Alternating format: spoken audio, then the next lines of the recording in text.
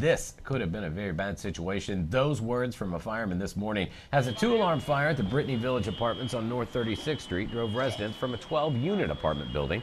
That was just before 3 a.m. 2 people were helped from the building as firemen were still fighting the fire in another part of the structure.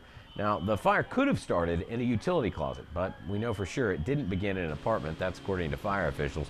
Smoke alarms woke some of the residents and others were alerted by neighbors. One of the neighbors got out of the hallway and I guess they noticed smoke, so they came and knocked at everybody's door trying to get everybody out of the building.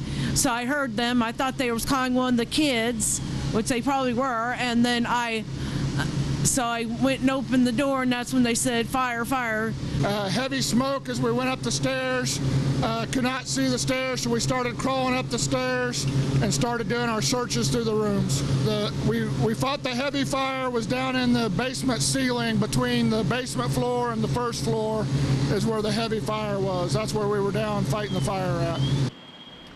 2 people who were in a second-story apartment were taken to the Mosaic ER for treatment of smoke inhalation. Inspectors remain on the scene this morning trying to determine how that fire started. And St. Joseph firemen also called out just after 1 o'clock this morning to this house in the 1400 block of Sacramento. As the trucks arrived, they found fire and heavy smoke coming from the attached garage of the 1-story home. Apparently, no one was in the house when the fire broke out and no occupants have been located. Battalion Chief Russell Moore says the next-door neighbor told him there had been several men living in the home recently and that the owner was trying to get them to move out of the house.